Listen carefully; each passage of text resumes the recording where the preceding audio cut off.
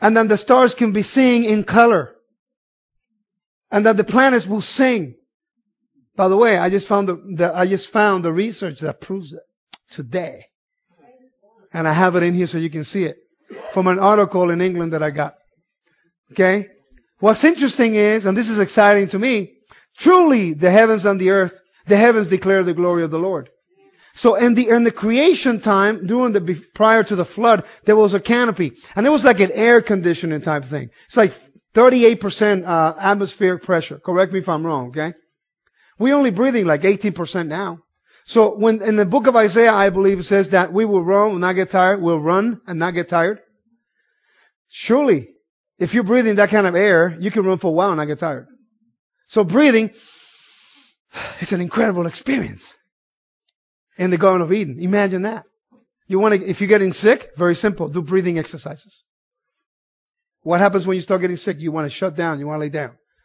I haven't gotten sick in 6 years. Why? Because when I start feeling messed up, through martial arts, I learned breathing exercises. So I do deep breathing exercises. What it's doing is provoking oxygen to go to the blood, and the blood starts circulating. Therefore, now you start fighting all the stuff.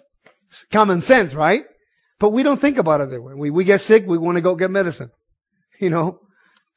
Anyway, so the Psalms tells us that the glory of the Lord through that. But what's interesting is octaves in the musical sense. Okay? And that's what happened in the temple. Psalms of degrees. Now, and during the second temple period, there were 15 steps leading up to the door that will lead to the great altar. Now, what is said is the Levites will step in the first step, and they will sing Psalm 120 in one particular way. Then they will go to second step, they will sing 121. Teaching us about how to ascend onto the presence of Yahweh. That's beautiful. See, everything in the temple was to give Him honor and praise. I wish we would remember that when we are in synagogue or in the congregation. We lose sight of the reason why we congregate. We are congregating so we can worship and praise our Creator, the Lord of hosts. Yahweh is His name. You know, thanking Him for all the things. So imagine you want to do a devotional. There you go. You can do 120 to 134. What better way to do it? Okay? Is this making sense to you guys so far? Now, if I do not establish this through the temple service period, then when I show you the evidence, it's going to sound really out of left field.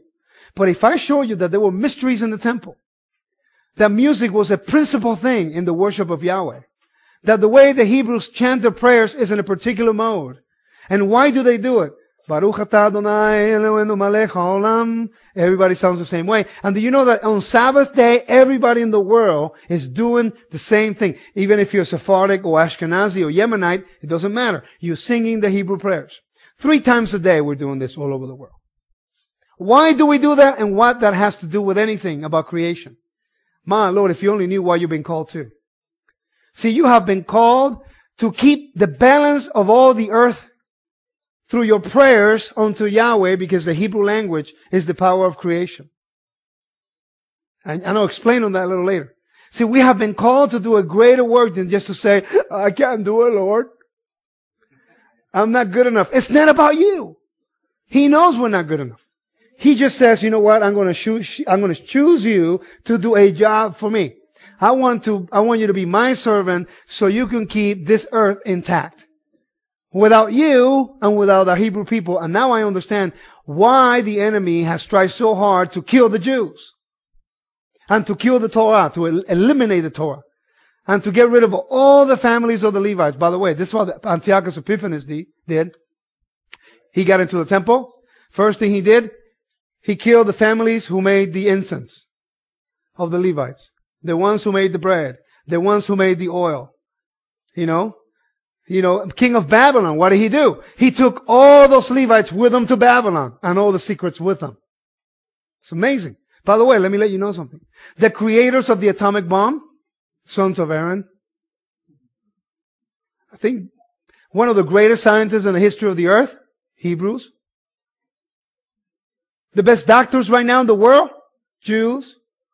Don't you think there's something odd there?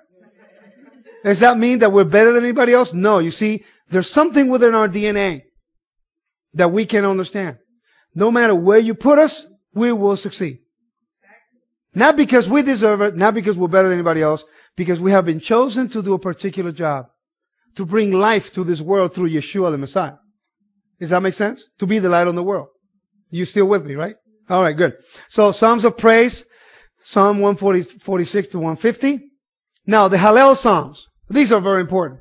As Yeshua was on the tree on the Mount of Olives, the Psalms were being sung inside the temple during Passover sacrifice. Now, what's interesting is, what they're singing 113 through 118, 118 is a messianic psalm. And it says, Baruch haba b'shem Adonai.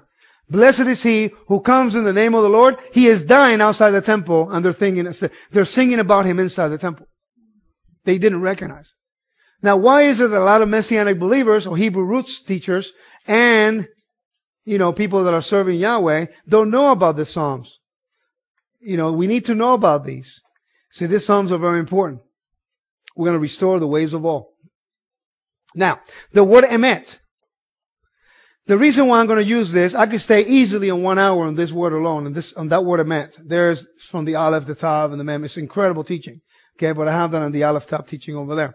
So what's interesting is that I'm going to use a method of numbering system that is found within the Bible. It's called Gematria.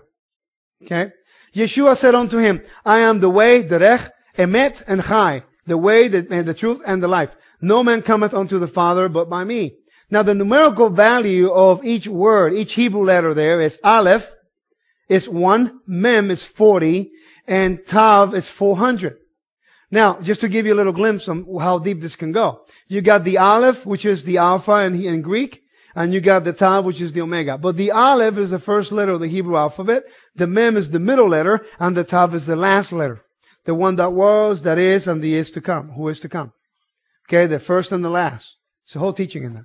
So now, what's interesting is when you put the numerical value of the amount, it's 441, right? 400 plus 40 plus 1. 441, correct? Now, if you reverse that number, what do you get?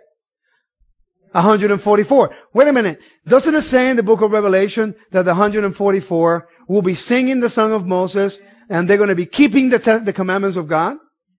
And the Torah is the truth, right? Yeshua is truth, correct? So according to rabbinical circles, the number of truth is 9. Because 9 literally is the equivalent of the word emet in Hebrew.